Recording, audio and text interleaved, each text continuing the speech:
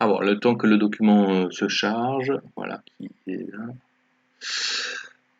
Donc, enclosure, en fait, c'est un terme qui est relativement transparent. Après, ce qui peut être plus délicat, c'est de comprendre exactement ce qu'il implique, ce qu'il a comme conséquence. Mais enclosure, c'est tout simplement le fait de mettre des clôtures.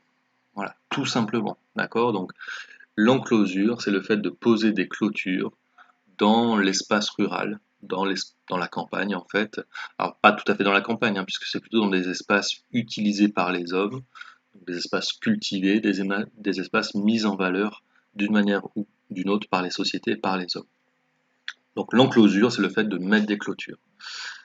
Et ce mouvement des enclosures, donc vous voyez, qui est un mouvement très progressif, mais qui s'est accéléré au XVIIIe siècle et au tout début du XIXe siècle, et on en avait déjà parlé.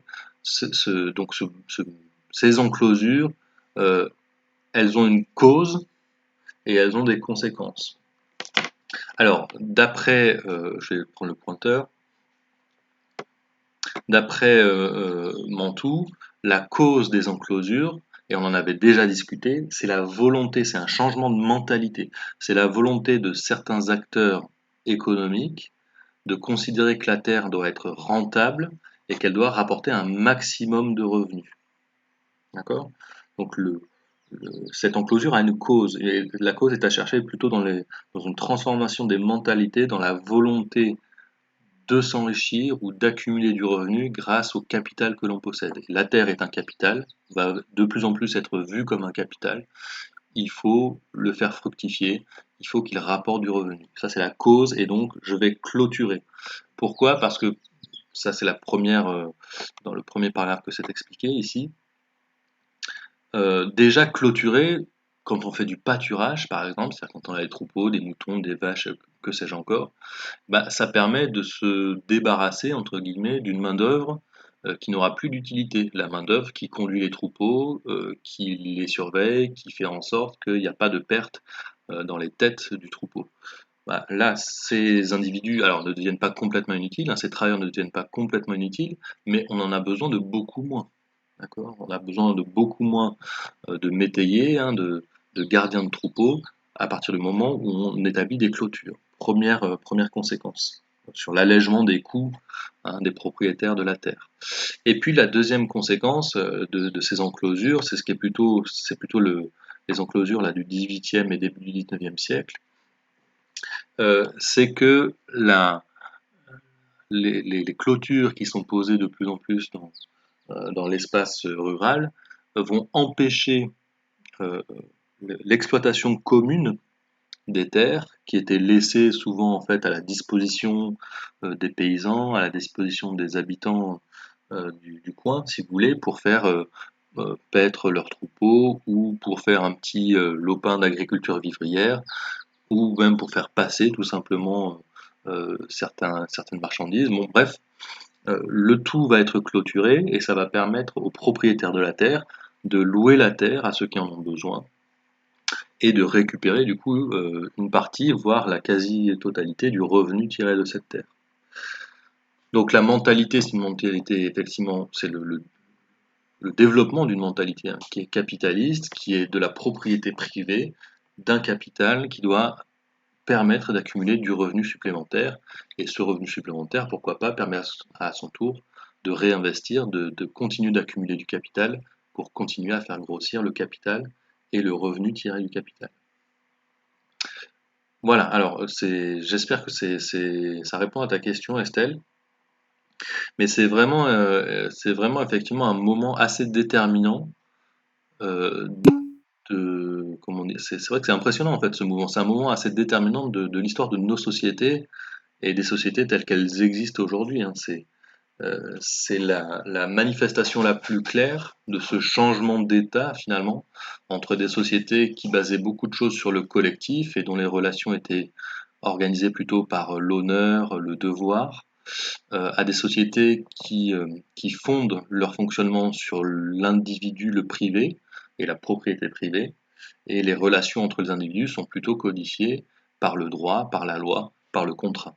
Hein, donc c'est vraiment un très intéressant comme mouvement à connaître. Alors, donc, du coup, merci pour cette vraiment une question très intéressante. Alors, le premier document, bon, je pense, n'a pas posé de problème de lecture particulier.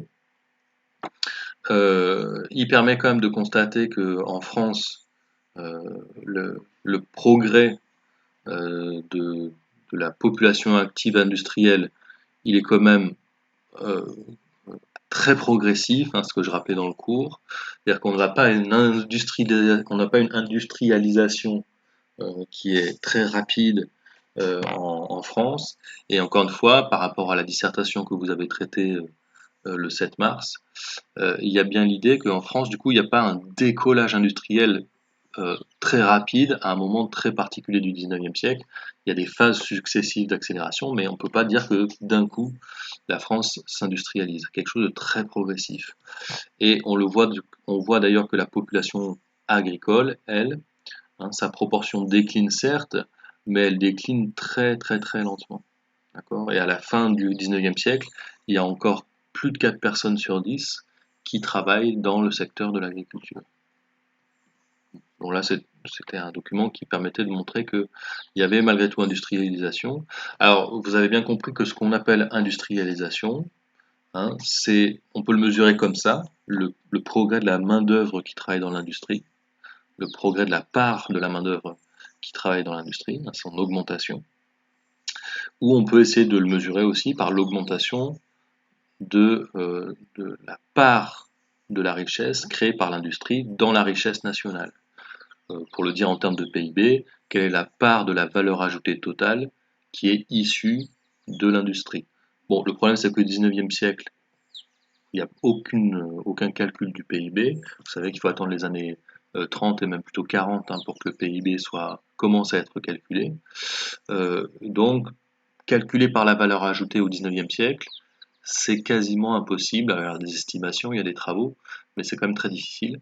Avec les estimations de main-d'œuvre, ça donne une image un petit peu du poids de chacun des secteurs, et c'est un peu plus facile à faire pour les historiens du 19e siècle. Voilà, je parcours donc rapidement les documents, vous m'arrêtez s'il y a des questions. Ça peut aussi être des questions sur le cours, bien sûr. Bon, là, le document de 3 ne fait que confirmer les deux premiers documents, à savoir, comme il y a eu industrialisation, il y a urbanisation. Bon, ça, on en avait aussi déjà parlé. Les centres industriels euh, vont avoir tendance à concentrer la population et donc à favoriser l'urbanisation. Les industries sont de plus en plus gourmandes en main-d'œuvre, hein, leur taille s'étend, leur investissement et leur capital s'étend, et ont besoin donc d'une main-d'œuvre abondante pour le faire fonctionner. Et vous avez donc des villes industrielles qui se créent en France, par exemple dans la région lyonnaise, dans le nord-est de la France, dans la région parisienne aussi. Hein, vous avez donc un fort développement industriel et une forte urbanisation. Bon, et en Angleterre aussi, on avait parlé de la région de Londres ou la région de Manchester, par exemple. Mais on voit que le processus est bien plus précoce et bien plus accéléré en Angleterre par rapport à la situation en France. Là, oui, d'ailleurs, c'était, je n'ai pas noté la donnée, hein, c'était en pourcentage ici. Hein, pardon. Donc c'est 50, il faut lire 55%, 63% à chaque fois.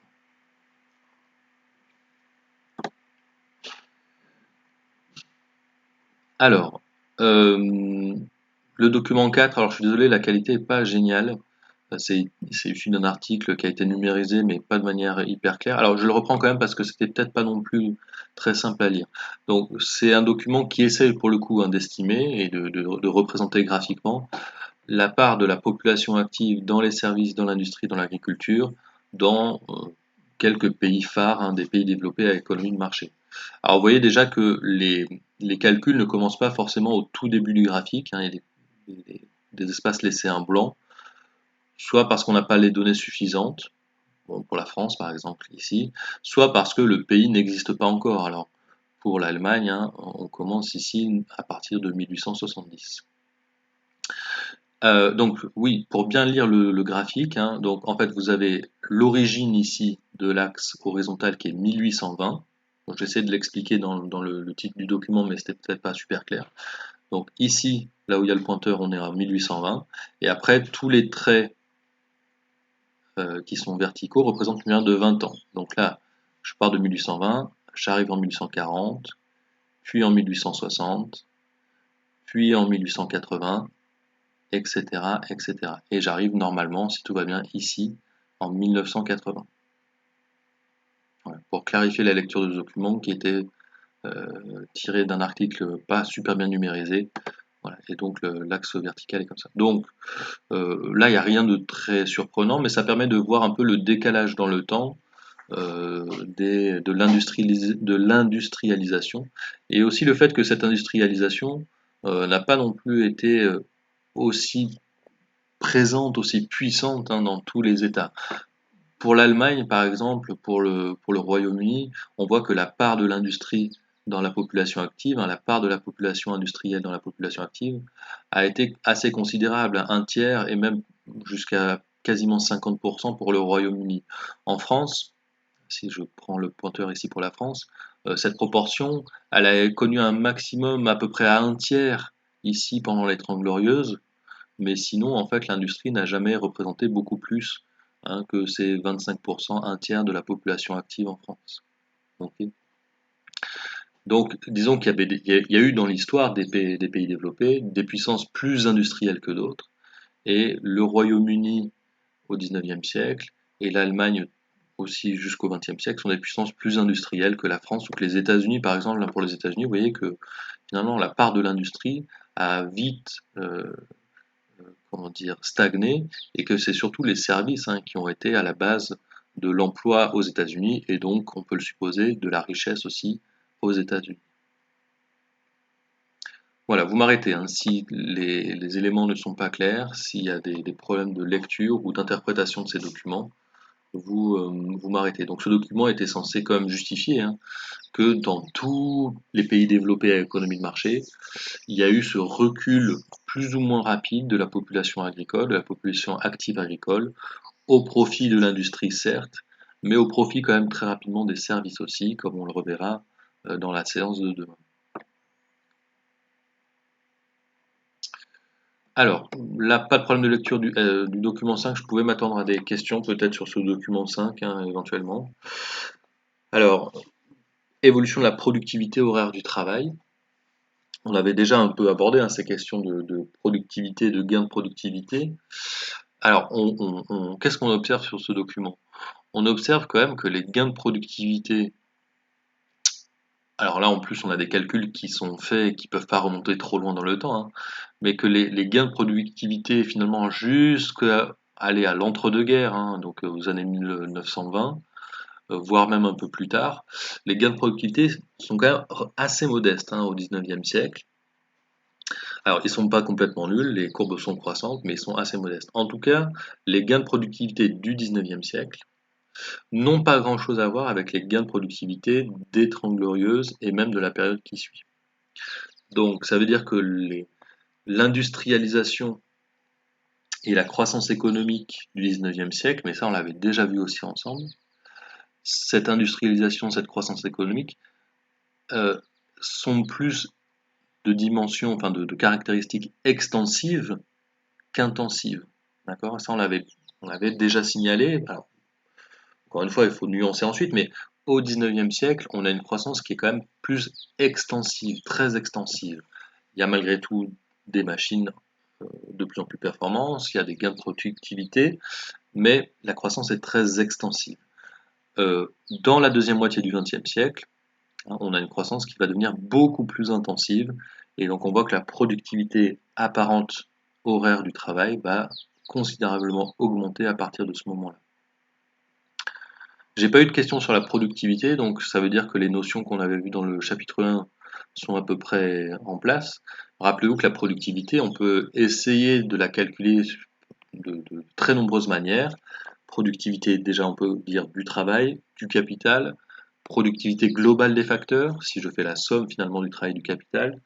Et ensuite pour le travail, donc ça c'est le document 6, je peux estimer ma productivité du travail par tête, donc par travailleur, ou par heure travaillée. Donc, dans le premier sous-graphique, c'est par tête, par travailleur, et dans le deuxième graphique, c'est par heure travaillée. Alors l'évolution, on voit qu'elle est quand même très parallèle.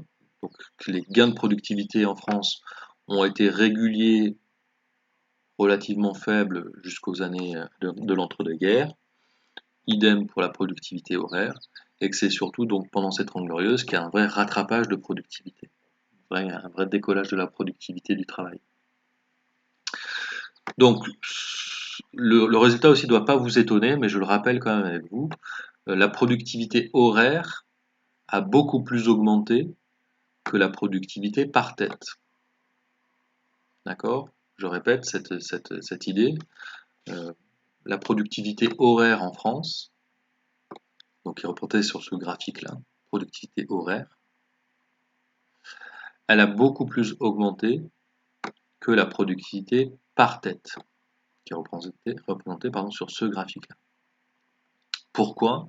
Parce que je rappelle que dans le même temps, entre les années donc là 1820 et 1990, vous avez une considérable réduction du temps de travail en France. D'accord? C'est-à-dire que chaque travailleur travaille un volume d'horaire beaucoup plus faible en 1989 qu'en 1820.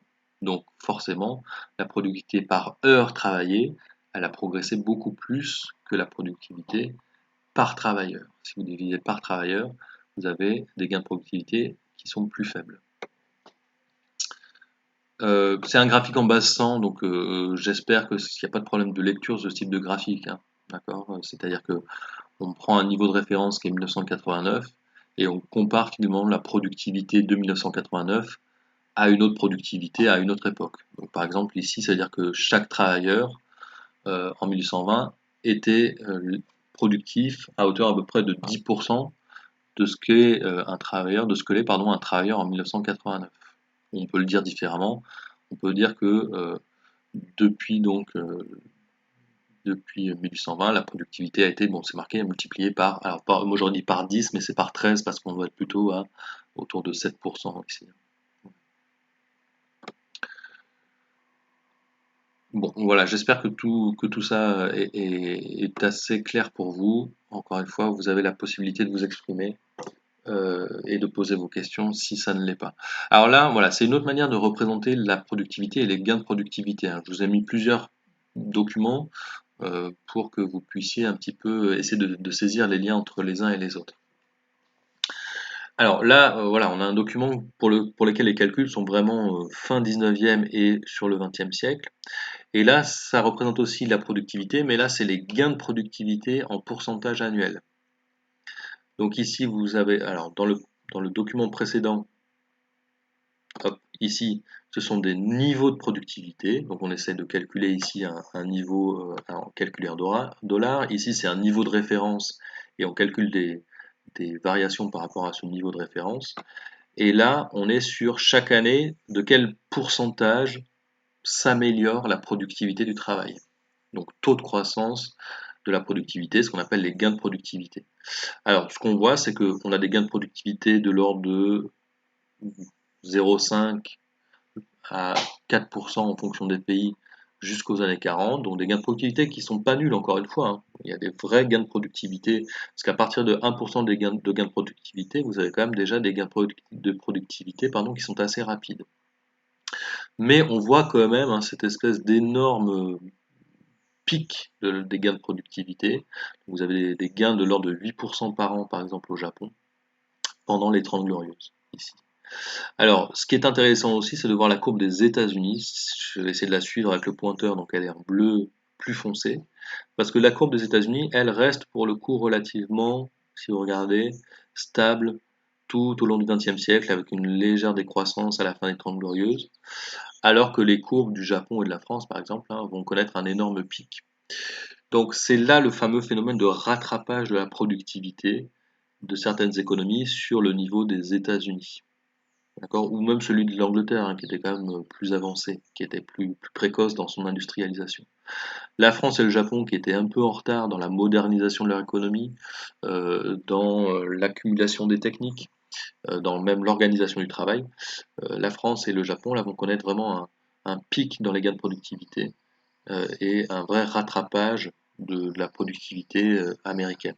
Pas complètement, mais en tout cas se rapprocher de la productivité américaine. Alors, ce qu'on voit aussi sur le graphique, ça me permet de faire des rappels de cours d'ailleurs, hein, c'est le paradoxe de Solow dont on avait parlé ensemble, je ne sais pas si vous vous en rappelez, mais on est ici dans les années 70-80, au moment où les ordinateurs commencent à envahir les bureaux, et pourtant la productivité ralentit aux États-Unis. Et Solow avait dit, rappelez-vous, hein, c'est quand même bizarre, on voit les ordinateurs partout, sauf dans les gains de productivité, sauf dans les statistiques de productivité. Hein, voilà. Et là, on est dans la période du paradoxe de Solow, hein, les États-Unis s'informatisent et pourtant la productivité continue à décliner. Et puis, rappelez-vous, résolution du paradoxe de Solow, là plutôt dans les années 90, il y a un rebond de productivité. On se dit, en fait, il a fallu que les travailleurs digèrent ce changement technologique, soient de plus en plus capables d'utiliser les services informatiques et les technologies informatiques, et donc ensuite ils ont été plus productifs. Donc là, on voit bien dans cette espèce de creux le paradoxe de Solow.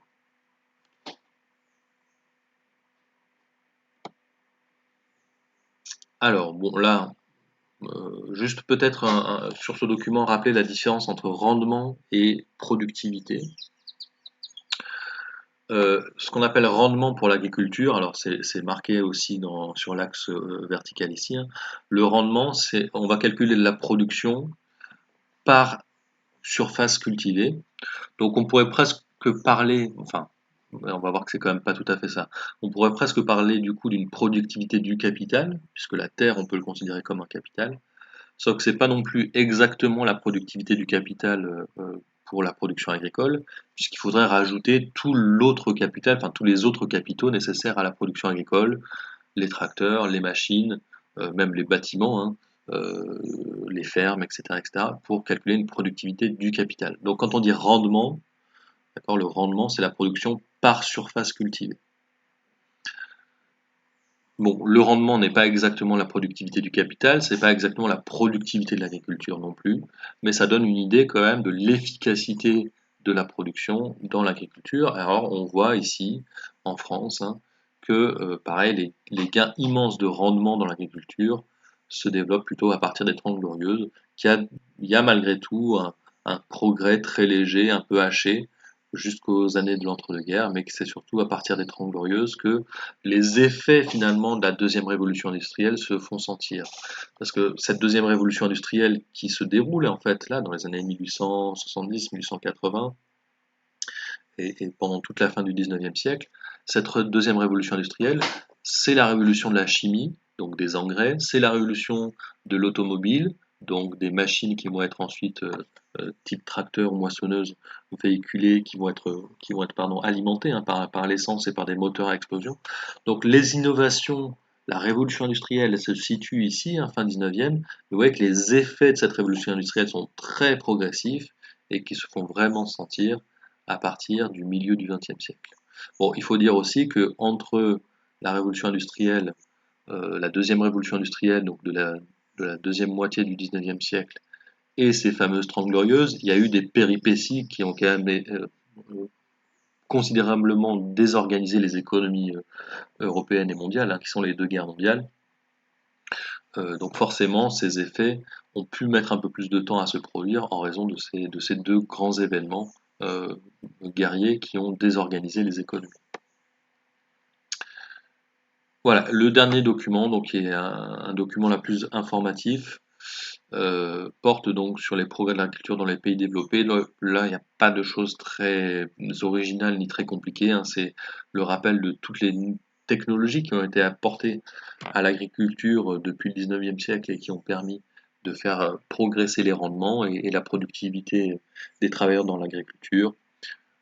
Les semences, les engrais, les machines, hein, ce qui fait qu'aujourd'hui, c'est quand même impressionnant comme chiffre, hein, je vais le repasser au pointeur.